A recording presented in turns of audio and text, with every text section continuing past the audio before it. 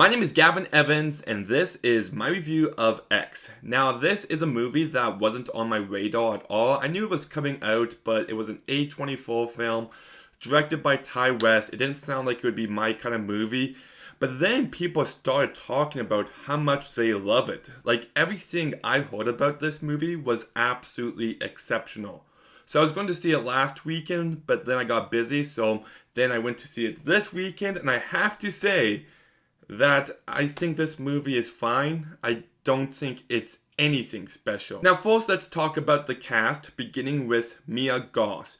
Now when people talk about up and coming actresses, they always talk about Anya Taylor-Joy and Florence Pugh, rightfully so, but I believe Mia Goth should be in that same conversation because I thought she was really good in both Melbourne and A Cure for Wellness, and she's great in this movie.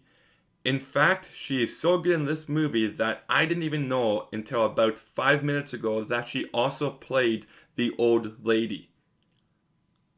I didn't have a freaking clue. Like, she is unrecognizable in that character. Like, the makeup on her is absolutely insanely good. Jenna Ortega is also in this movie, and she's having quite a year so far. She was in Scream, The Fallout, Studio 666, and now she's in this movie. Like 4 movies in the span of 3 months. That's pretty impressive. And she's good here. I wouldn't say she's exceptional, but she's good.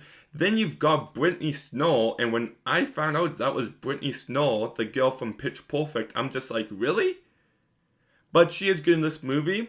Kid Cudi is surprisingly really good in this movie. I didn't even know the guy acted. Then you've got Martin Henderson, who is really good in this movie as well. You've got Owen Campbell and Stephen Louis, who are also really good in this movie. So the cast does a good job with what they're given, and this movie is well directed. I like the visuals for the most part. I do believe that Ty West brought an authentic 70s vibe to it. And I like the fact that he's willing to make the movie look grainy in moments. Like, I think that too many movies nowadays look too clean and too proper, and they look like a movie and they don't draw you in as much. You're always reminded that you're watching a movie. So I think the visuals are good for the most part. The cinematography is impressive. But there are moments where I found the movie to be too dark to the point where I couldn't see what's happening. But that was a rarity. For the most part, it does look really good. But the most impressive element of this movie is the editing. The editing in this movie is absolutely masterful. There are some uses of it throughout that was just unlike anything else I've seen. Specifically one scene where something really horrific happens, and then it cuts to this other character who's going into this room and turns on the lights, and then it cuts back to the first guy, and it was just really effective filmmaking. And there's some things established at the very beginning of this movie that come back into play later on, which I thought were really effective. One is at the very beginning of the movie, they're driving to this location and there's an accident on the road, and they drive over some of the roadkill. And the way that image comes back later on in the movie, I absolutely loved. And even some stuff involving the guns I thought was really effective and actually revealed a lot about the characters in such a small detail. But, yes, there's always a but. This movie does take a while to get going, and when it eventually gets going, it's when the movie got the most interesting. Like the first half of this movie, you're introduced to these characters, they're well developed, the performances are good, it's good setup, but it does start to meander, and when some character dynamics come into play and there's conflict that arises, that's when they throw all the character stuff out the window and then pursue the whole genre. And that didn't work for me. I was just like, oh, this stuff was just getting good, and you just didn't elaborate on that. You didn't go ahead with that. You just went in a different direction, and the movie's perfectly self-aware of it, but I don't know if it worked for me. Like, if there were no horror elements in the second half of this movie, I feel like we still could have gotten a really good movie if the movie just played out the way it was. And worst of all, they just throw all that character stuff away. It doesn't come into play in the second half. So it kind of makes the first act of this movie feel completely irrelevant.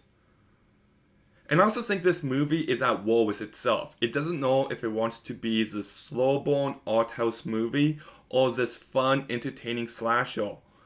And it just ends up being neither. It doesn't have the complexities and just the depth to be a slow art house movie.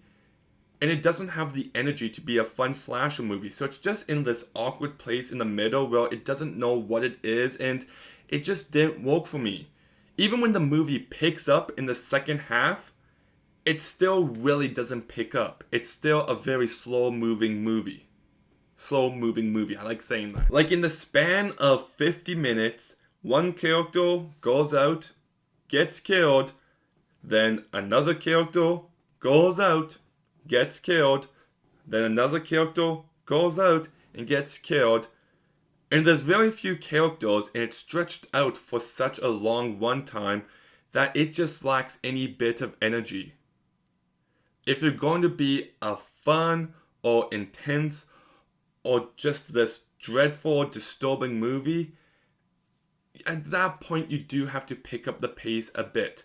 There's a reason why the last act of a horror movie is almost always the most effective part. And the villains in this movie I found to be awful.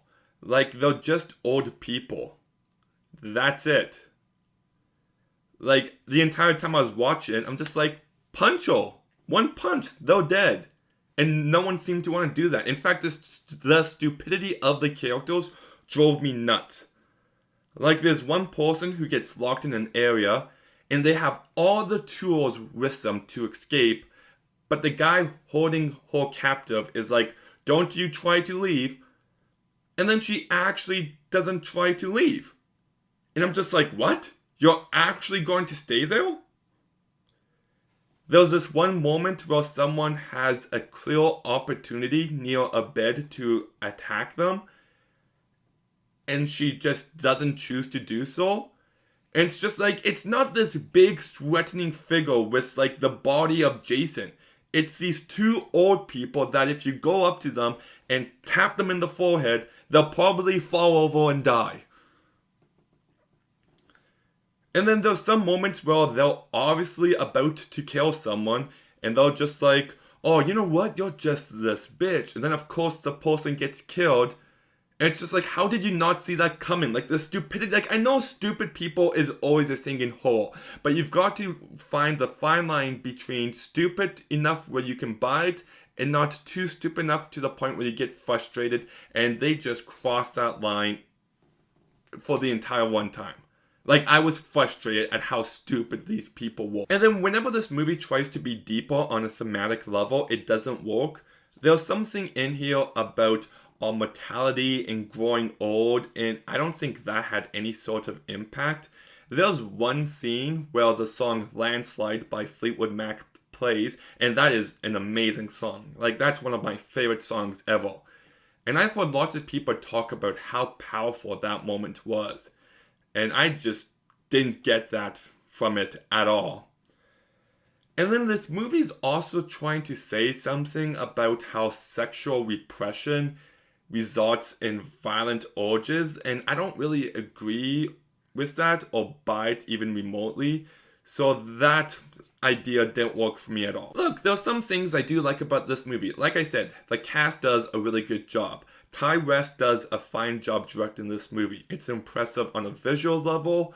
The editing is absolutely masterful and used in very unique ways. But this movie takes a while to get going, and when it finally gets going, it still doesn't feel like it's getting going.